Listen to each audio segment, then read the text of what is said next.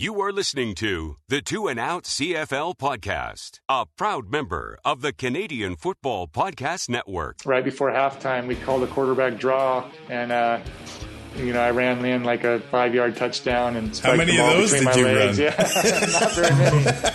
That was the only one I ran, I think, that whole year. Grab some poutine and a double-double. It's time for the Two and Out CFL podcast. He's got it! Oh, baby! Every week, Travis Currah. That's Grey Cup me, which is a different person. And Brazilian Ty. Punters are people, too. Talk fantasy football, bring you the latest in CFL news, and sprinkle in a little bit of nonsense. Oh, nearly intercepted it is! And it's over! Ready, set, hunt! And we are part of the Alberta Podcast Network, locally grown, community supported. I'm Travis Currah. Brazilian Ty is here, and we've got a special episode of the podcast this week, or like Andrew from the Turf District would say, a spepisode. First time I've ever said that. It sounds all right, actually. Joining us this week, 4-time Grey Cup champion, 63,000 career passing yards, Ricky Ray. And Ty, you were telling me... I can't believe you left out the Fan Choice Award winner in 2013. 2003. We will... it was 03 in Regina, both were Grey Cups were in Regina. Yeah. We'll get to that story with Ricky. But Ty, you were telling me off the air that Ricky Ray, when you were a kid, was appointment viewing, man. Yeah. So I grew up, the wrong side of Highway 16. The north side, baby. Yeah, it wasn't as bad as it is now. But like next door to me was a World War II veteran. The other side was an old couple that had moved into town off the farm. Jays and CFL. Ned watched every Jays game and every CFL game. It didn't matter who was playing. There was an older lady across the street, and all of her kids were Eskimo fans or Elks fans at the time. And that was rookie Ricky Ray. It was the talk of the neighborhood whenever. That's awesome. Be going helping mow lawns or doing whatever, and it was if the Eskimos were playing, there was nobody to talk to. It was. I mean, and as a kid, I didn't even know about the NFL when I was that age, really. Until I got really sick one day, and all of a sudden I was home on a Sunday, and what's this? Yeah. And I just stumbled on the NFL. It was Grandpa watched every CFL. It was just one of those things. And Ricky Ray was the guy you watched, and like we brought it up too. Like it was kind of a golden age, or one of when you have Ray or Cavillo and Burris. Like those are 3 quarterbacks that kind of defined the era, and I can't believe we actually got one of them. Our thanks go to the Double E alumni for helping us set up this interview to talk to Ricky Ray. We started kind of getting the irons in the fire before the Hall of Fame announcement. Mm-hmm. So him going in September and talking to us, that's pretty cool, and pretty cool timing that we got and this set up. We held it together. We didn't fanboy too hard. Yeah. This episode of Two and Out is brought to you by Park Power, your friendly local utilities provider in Alberta, offering internet, electricity, and natural gas with low rates, awesome service, and profit sharing with local charities. Park Power is owned by Chris Kozowski, who has a growing and well-deserved reputation for being a guy who cares. So if you're in the Edmonton area, hey, if you see the guy walking around with that slick bow tie, supporting local causes and boosting local business, he walks that talk with Park Power by sharing their profits with local charities. And as a new customer, you can choose a community partner to receive 10% of the proceeds from your electricity bill, like the CKUA Radio Network, Muscular Dystrophy Canada, or the Canadian Parks and Wilderness Society. Visit parkpower.ca/CKUA to find out more.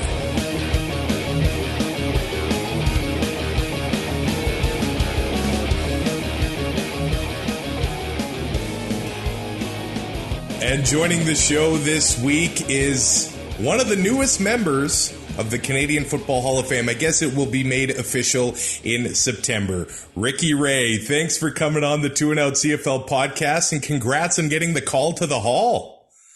Yeah, man, what a great honor that is. Definitely excited, and like you said, I can't wait till September to go through the whole induction process. And it's been a lot of fun. They announced it last Tuesday, and been getting a lot of good messages from old teammates and coaches and friends and family. So it's been a lot of fun to share that news with them.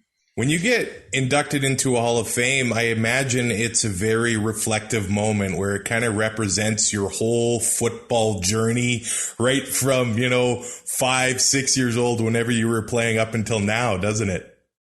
Yeah, for sure. I mean, I started playing youth football, Pop Warner, when I think I was 8 years old. So wow, it's been quite the journey for me. And a lot of, like I said, a lot of great people who influenced me along the way, helped me out. A lot of great memories, a lot of adversity as well. I mean, that's sports, is the highs and the lows of the game. And I definitely look back on my career, and it was very fulfilling. It had a little bit of everything, it seemed like. So now that I've been retired for a few years, I've been able to reflect on it a little bit more and just kind of appreciate my time, playing, and, all the people that have helped me along the way. When you get a call from Matt Dunnigan, are you thinking, oh, I don't know if I want to be on the panel? Or did you know something was up? Yeah, I didn't think he was calling me to be on the panel, but I knew something was up. I knew they were going to be making the announcement for this year's class, and I knew I was eligible. So I think deep down I was just kind of hoping that's what this call was for. And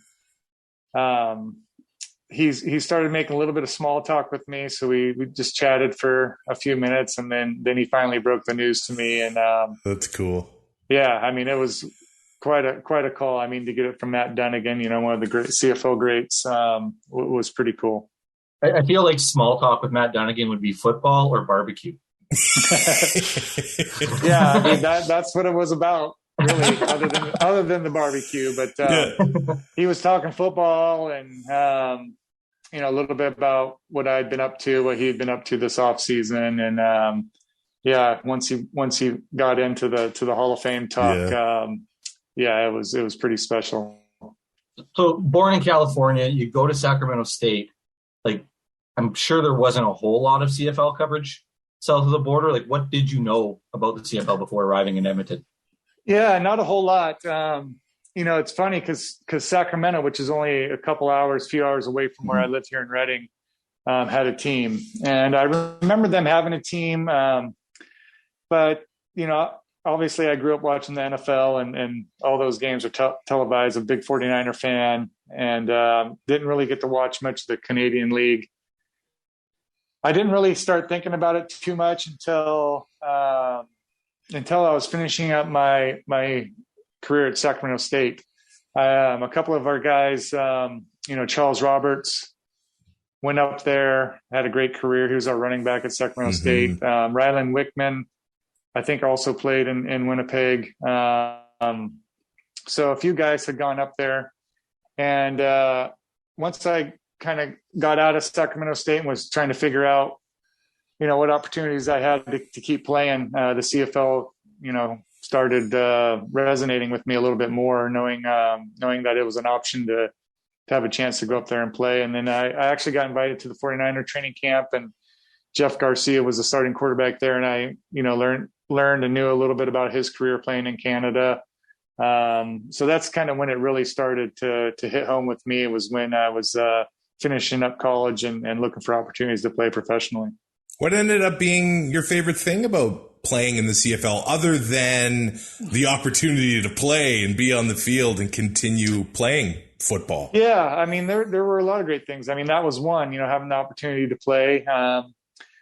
Two was, it's a very fun league for a quarterback. I mean, you're not just sitting there handing the ball off and, relying on a run game. I mean, you're throwing the football. There's a lot of pressure on on quarterback play in the CFL with the 3 downs and the bigger field. So that was a lot of fun, being able to throw the ball a lot.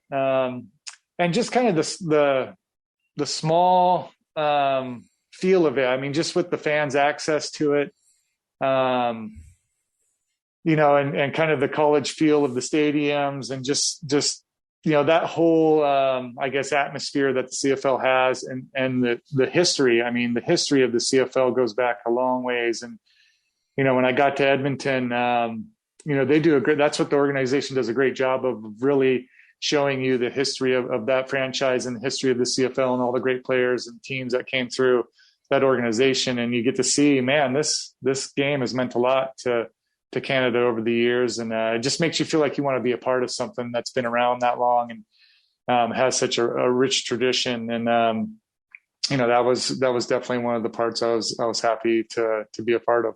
When you mentioned fan access, that's probably a fan's favorite part to the CFL. And I'm going to try to share a screen here and show you a picture that you took with me at the 2016 Grey Cup. Let's see if this thing works. So I've got 2 beers in my hand. You've got 1 beer and it's at the Spirit of Edmonton. And I think that's the most beautiful part about the CFL is that, yeah, that's the last time I shaved my beard too. Oh my gosh.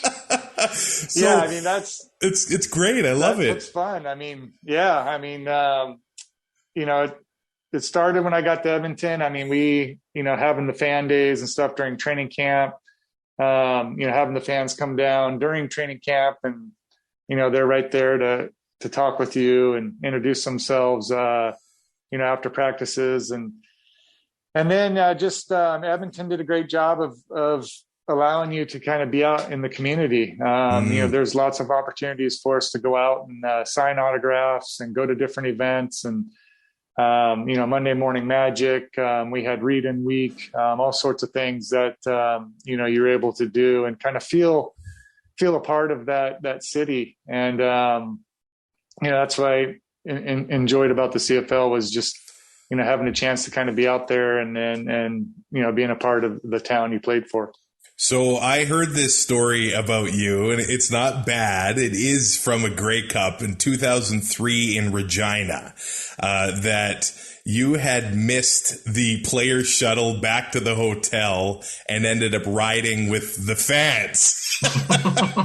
Is that, I think that's beautiful. Did that actually happen? Yeah, it did. So, 2003 Grey Cup in Regina, and I'm going through the award show, and they're handing out all the awards. I think Anthony Calvillo won the MOP that year, and I ended up winning. I think it might have been the first year, a pretty new award. It was kind of like the People's Choice Award. Oh, okay. And it was like, I think they voted on that all throughout the season, and I think I ended up winning it the majority of the season. And so I got the award at the award ceremony. And I remember taking pictures after the award ceremony, and everybody's got their big old MOP trophies, all Canadian trophy, best offensive line. Then I've got this little small People's Choice trophy.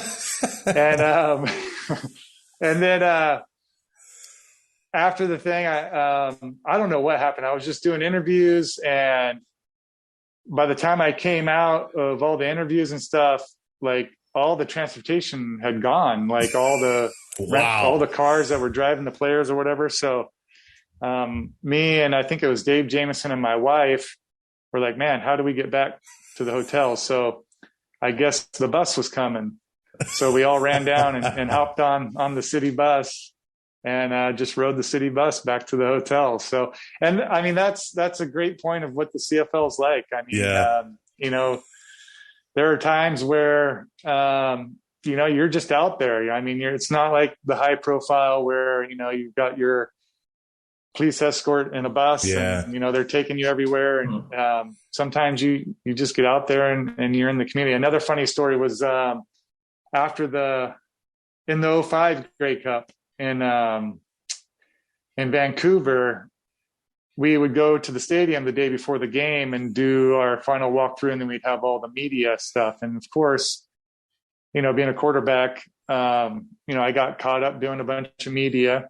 Yeah. And the team bus left because they don't want to, keep the whole team waiting for the last couple of guys. And so I remember finishing up my media, and I went out and I saw Hugh Campbell, and I was like, Hugh, did the team bus leave already? Yeah. Oh yeah, the bus left. And I was like, okay, how should I get back to the hotel? And instead of, you'd think Hugh would be like, hey, let me get you a cab or let's call somebody. He goes, oh, if you just walk across the stadium, you can catch the train and it goes back downtown by the hotels.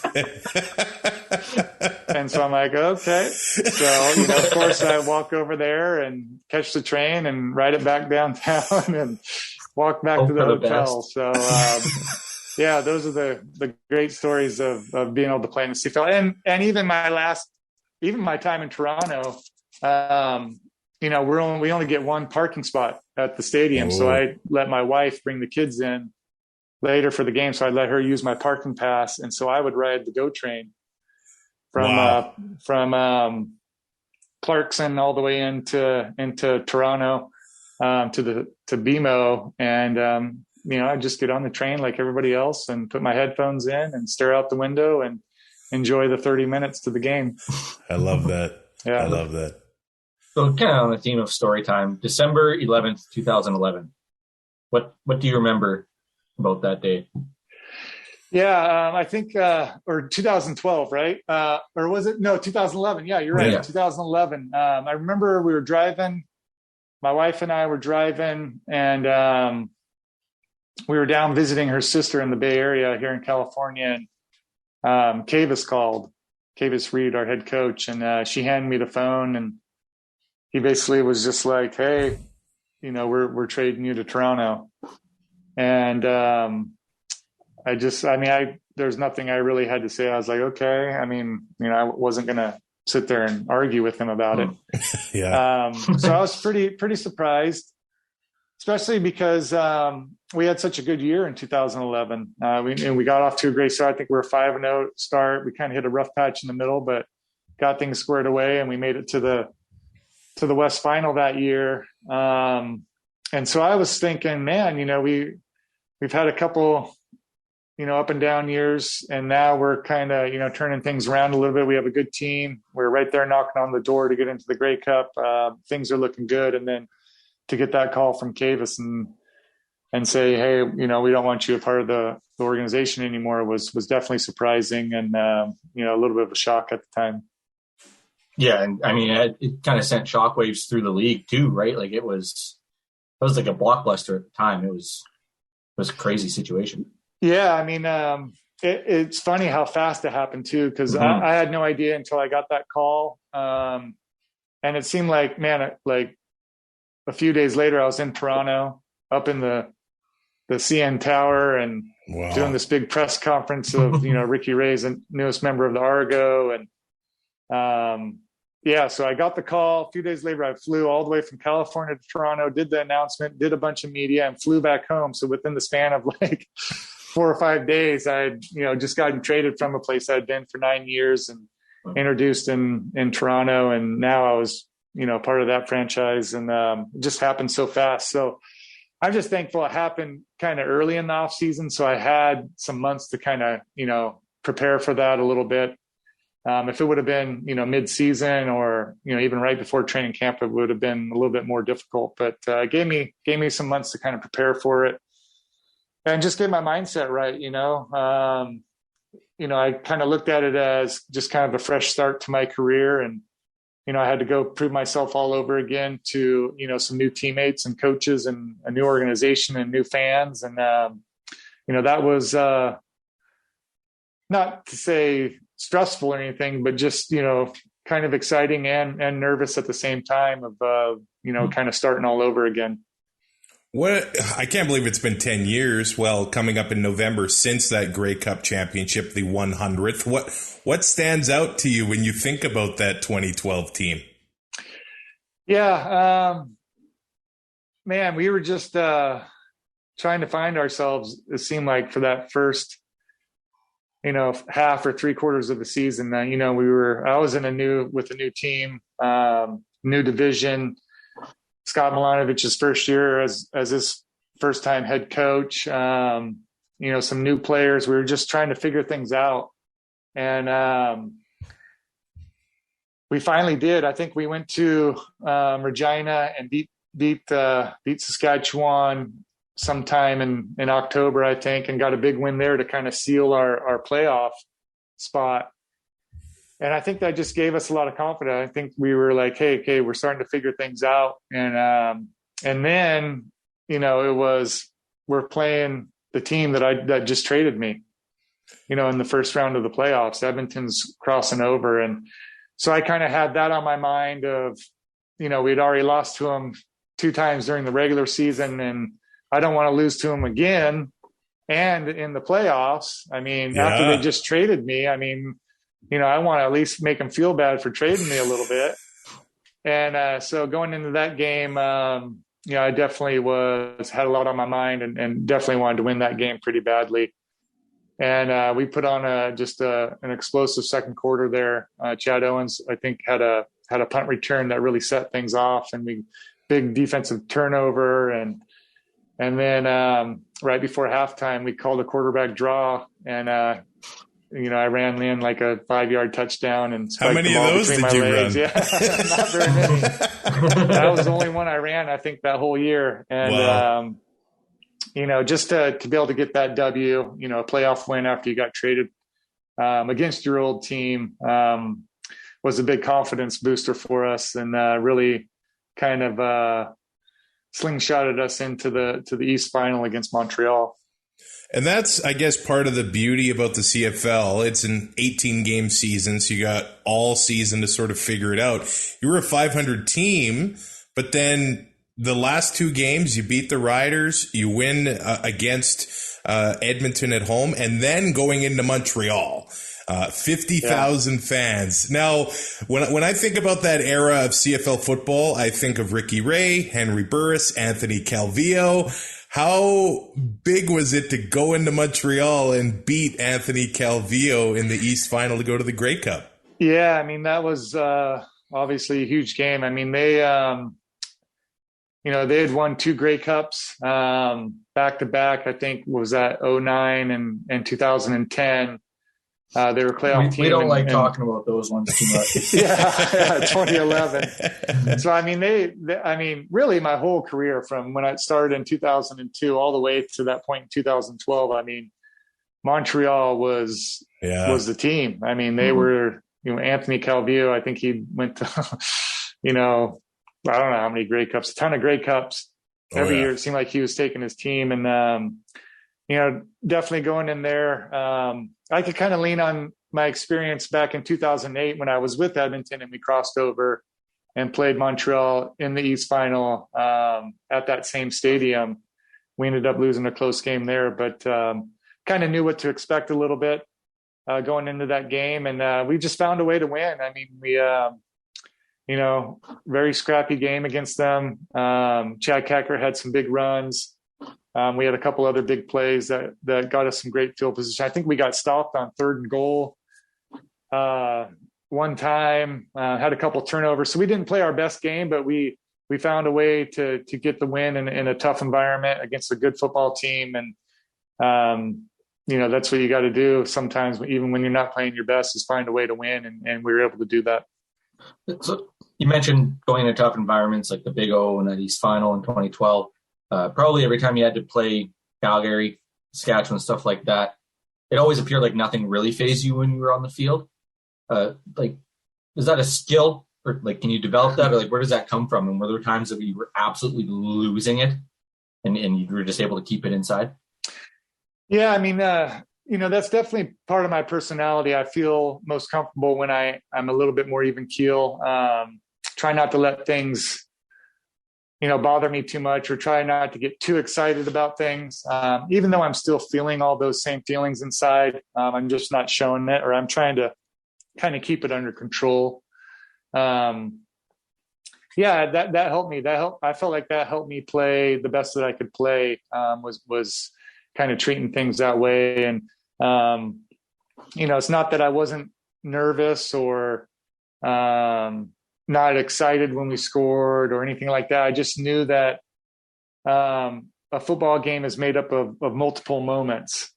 So even though you score a big touchdown in the first quarter, I knew there was still a lot of game left to play. So I wanted to stay focused and kind of in the moment throughout the whole game. And that's why I guess I tried to stay even keel and not let my emotions get the most of me in those situations. And I just found that that's what allowed me to play my best. And I noticed that, just throughout playing lots of games, throughout my lifetime. And, when I get nervous or I get focused, I get really quiet, even quieter than I normally am. And that's just how I handled those nervous situations. And worked all right for me, I think. Yeah, I think it did. 4 Grey Cups as a starting quarterback. The 100th, I want to revisit something that stands out to me. When I see the pictures with you holding that Grey Cup, I think we can call it now. You've got an iconic mustache going on.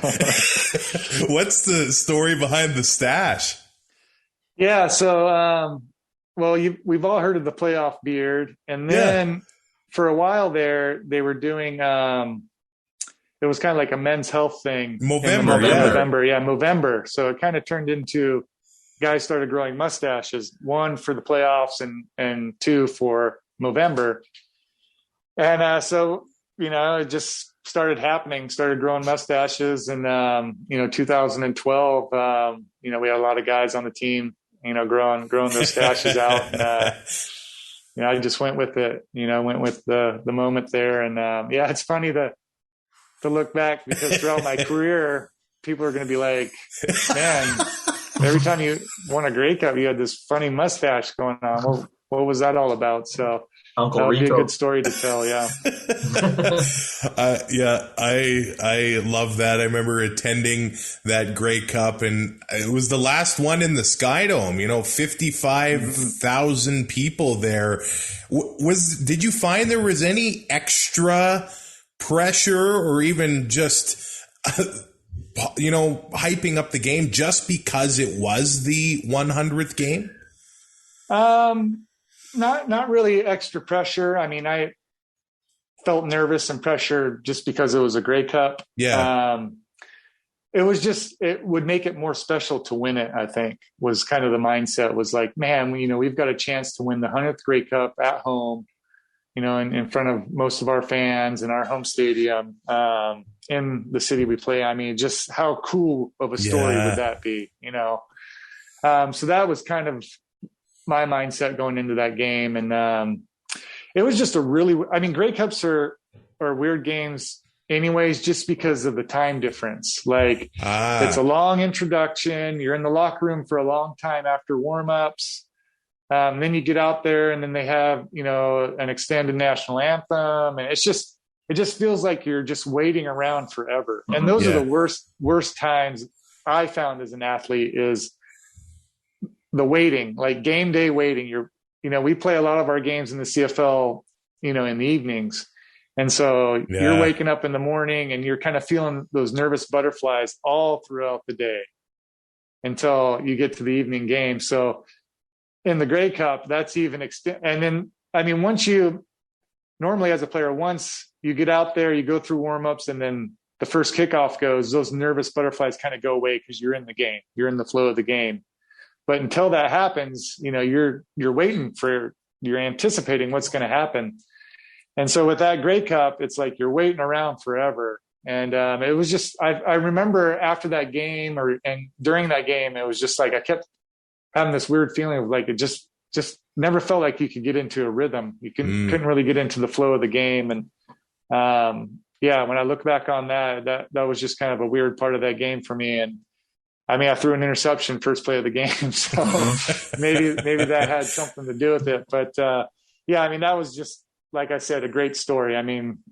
Just everything, getting traded, beating the team in the playoffs that just traded me, beating Montreal in Montreal, the team that's been the best there for a long time, then winning the Grey Cup. You couldn't have scripted out that year for me any better. I mean, with all the storylines that kind of went through that. And I think a lot of guys on our team felt the same way. I mean, Chad Cackert, right? Like getting his opportunity to replace Corey Boyd that year and then having the impact he had, on us. And, Scott Milanovic getting his first. I mean, just a lot of guys on the team that kind of had the similar kind of feelings that I had of what a storyline it was for them and their careers. And the cool thing too is we had a lot of veteran guys that have been playing there in Toronto, a lot of local guys that grew up in Ontario that were, playing for that Grey Cup. And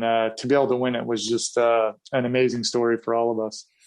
I guess I just want to ask you quickly, too, about the 2017 Grey Cup. You were part of some memorable ones. The 100th one was big just because it was the 100th. Mm-hmm. And then that last one in Ottawa, the 105th, the snow. I don't think you were able to watch the halftime show, Shania Twain coming out on the dogs and stuff. But coming from California, did you ever see games as a kid? I don't know, Green Bay, Chicago in the snow, thinking, whoa, that will be cool to play in one day. Yeah, I mean, as a kid, you always wanted that. I mean, whenever it was raining outside, you wanted to go out and play football because it was fun, right? You get to slosh around in the mud. And we didn't get a lot of snow here in California, but yeah, whenever it snowed, it was like the best day of the year because we rarely got it. But as you're playing and you're a quarterback, man, you do not want those games. You want it to be nice, no wind, good temperature. That's why playing in the 100th Grey Cup in 2012 in the Dome was so nice. So I remember, practicing that week and, it was cold and, we were just kind of thinking, hopefully it's not too windy. We had a couple practices where, or the one practice we practiced actually at the stadium, it was a little windy that day. And, my arm strength was pretty lacking at that point in my career, just with some of the injuries I had. And, I was just kind of hoping it wasn't going to be too windy of a day. And then we come out for warmups and it is just snowing. I mean, it's a blizzard out there. Like, where did this come from? And it's funny because throughout my whole career, 2002 to that point in 2017, I don't think I've ever played in a game like that. And I remember a couple games where maybe it snow flurried for, a quarter or something, but never got on the field like that. And I played in obviously a lot of cold, rainy, windy games, but to have a complete snow, I mean, that was the first time in my career I'd ever been in that. So wow. It took a little bit of adjusting to get used to it, like throwing and warm-ups and stuff, like just the way the snow was falling and the lights from the stadium. It was just kind of a different visual aspect out there and just trying to get used to that in the game. I felt like the footing was pretty good. I know a lot of guys on our team kind of changed up some of their footing at halftime. I felt like I was having good footing the whole game. Throwing wasn't too bad. It was just more of the visual optics of the snow and the lights that was the hardest thing to get used to, and staying warm. I mean, it was cold and trying to stay warm on the sideline and, keep from getting too cold. I mean, when you're out there playing, you're staying warm. It's just the standing on the sideline that kind of cools you off. I did hear you chatting on 630 Ched with Reed Wilkins last week, and you had mentioned that maybe in Toronto, after some injuries, you had to adjust your throwing style a little bit. Is that sort of like maybe a pitcher in baseball later in their career where they don't have the same 100-mile fastball anymore? Was that sort of the same for you as a quarterback? Yeah. So, I definitely my strength was never arm strength. I'm more of a touch passer. I felt like that's probably why I threw the corner out so well was, there's just so much room I could put some air under the ball and let the receivers go make the plays. And so I would say, throughout my career, my max range was probably like 53 yards, not very far at all. Where most guys are throwing at, 60, 65, and then you get Kerry Joseph and some of those guys are throwing it Damon Allen used to have a quarterback challenge. Yeah. And I remember going there down in Hamilton. I went there for a couple of them, and I always hated when the long distance challenge part came up because I knew I was going to be nowhere close. So I would, throw my little softie out there about 50 yards, and I'm trying to put everything in it. And it's only going 50 yards. And then Kerry Joseph and I think Michael Bishop, they're throwing it like 85 yards. Wow. And it's just like, holy smokes, I wonder what that would be like. So I never had the strongest arm, but I had enough to make most of the throws. In 2013 against Calgary, I got hit with my arm up, and when I landed in the ground with Charleston on my back, just pain in my arm. And so I went in. I couldn't. My arm was hurting so bad I couldn't even really throw, and so I missed some time there. And for a month there, it was just this severe pinching every time I tried to throw the football.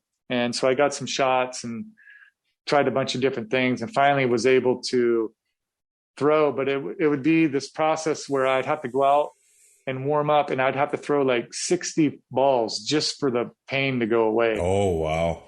And so it was this long, painful warm up to where finally my arm would just, the pain would just shut off and I could actually throw again. So I finished 2013 season, going through that. Not a lot of fun. 2014, or going into the off season, I just decided to rehab it.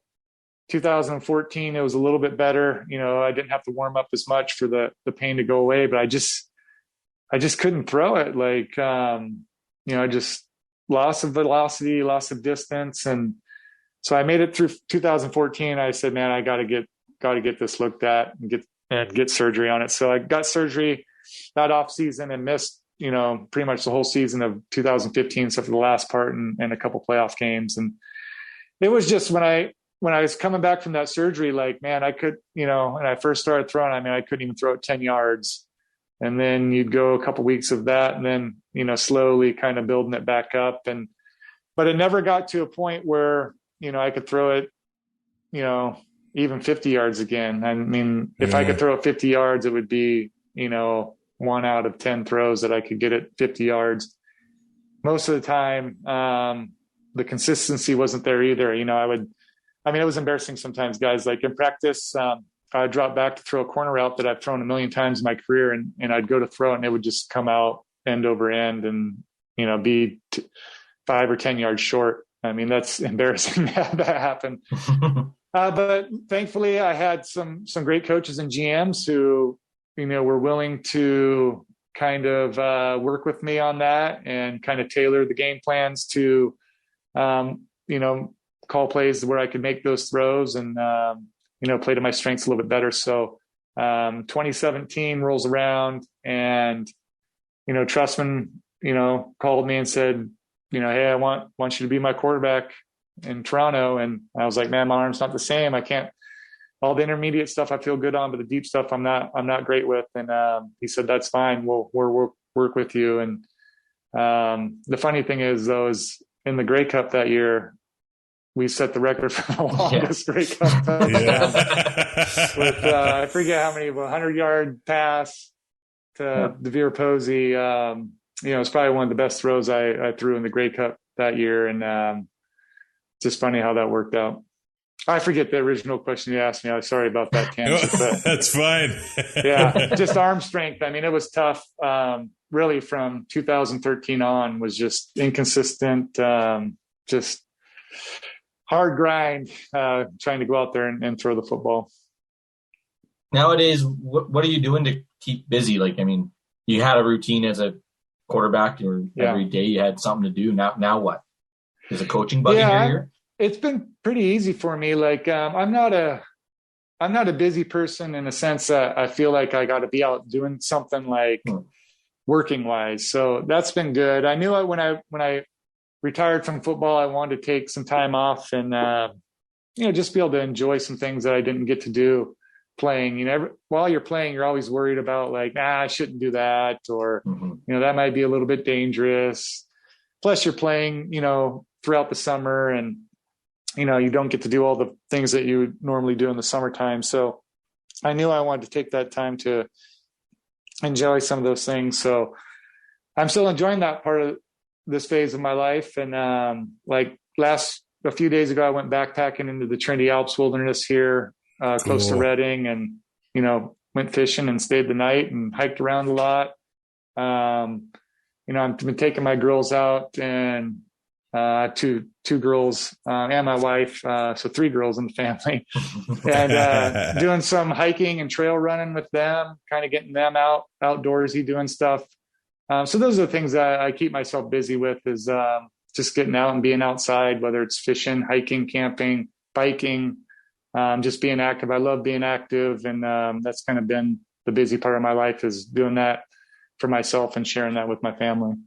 Is coaching a thing in your future? Man, that's a tough one. I do miss football. I miss, being a part of that. I can envision myself really enjoying coaching. I would love the challenge of seeing if I'm any good at it. I feel like I have some knowledge to share, and I'd love to see if I could get good at coaching. But the only thing that kind of keeps me from jumping into that is just the time commitment. Man, those guys work so much. They're working 7 days a week, and, from early morning till late at night. They don't get to see their families very much for 6 months of the season. They don't get very many days off. At least as a player, we have the 4.5 hour rule. So, we're done. You started, you're there a little bit before and a little bit after, and you're putting some time in at home and all that, but you definitely have some hours during the day where you can, get away from football and do something and, be with your family. And then, we at least get 1 day off a week after a game. So different playing than coaching. Coaching is a lot more time commitment. My kids are 11 and 7, and I just don't know if I want to be away from them that much, while they're young. So it's on hold right now. Hey, I'd say you earned the time off, a great CFL career, a great football career, and now going into the Canadian Football Hall of Fame in September.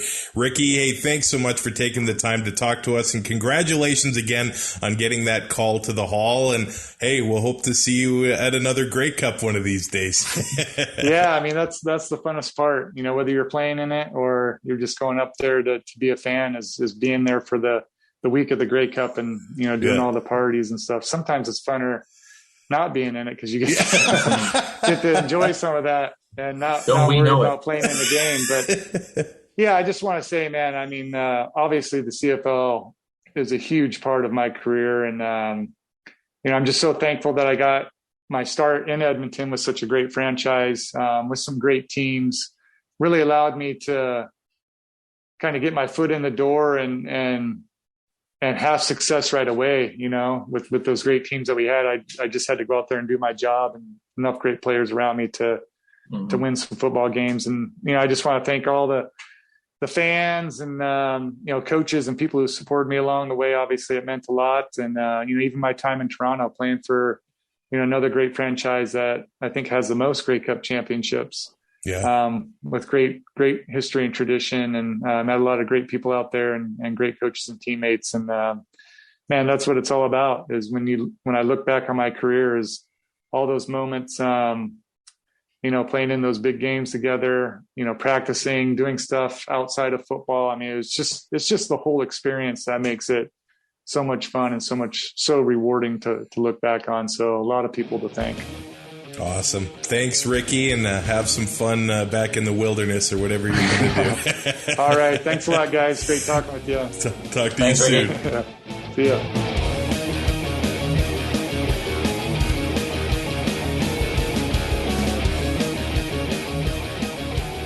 A big thank you once again to the great Ricky Ray for coming on the Two and Out podcast this episode. One of us. Like, we've gotten abandoned in Regina by buses. We get it. I can't believe that the starting quarterback in that weekend's championship game was abandoned twice. Both in Regina in 2003 and Vancouver. Hugh Campbell, maybe make a phone call. Help a guy out. This happened to us when in Regina they started. When Hamilton got stomped. Shut out, I think. Yeah. They started it might have been the first year they started the transit in Regina. And this was old Taylor Field. But the buses left 15 minutes after the final whistle. No exceptions. And when you're sitting at the top of the west side, it takes 15 minutes to get underneath the stands. And then you got to go to the bathroom, so you don't want to be doing the pee-pee dance on the bus. Yeah. Bus gone. So we got a VIP red. It was broken down. Because they needed to drive the driver. Yeah. You know, this happened just a few weeks ago. It was at a game in Edmonton, the home opener against Saskatchewan. And they had fireworks after the game. Mm-hmm. And then, of course, I'm leaving and I run into Graham, friend of the show that I ran into under the stands. And by the time we get there, it looked like all the buses were leaving. No more fans. You're like going to the grocery store with my mom. She just knows everybody. It's like, oh my God, we're still here. So, yeah, that's my wife's like, come on, like, let's get out of here. So we go up to the bus to take us to our bus stop. We're the only people on the bus. That bus driver was rattled. He thought he was done for the night. I don't think anything rivals the bus trips we had in 2013 in Regina, though. Yeah, that was a good Grey Cup, and good to talk to Ricky Ray. This episode of Two and Out is brought to you by Alberta Blue Cross. Even if you're a busy business owner with more meetings than hours in a day, you are calm and collected when your group benefit plan is taken care of by Alberta Blue Cross. Your employees can manage their own health, dental, life, and disability coverage online, anytime, on any device, making it easier for them and for you. To learn more and explore your options, head to ab.bluecross.ca.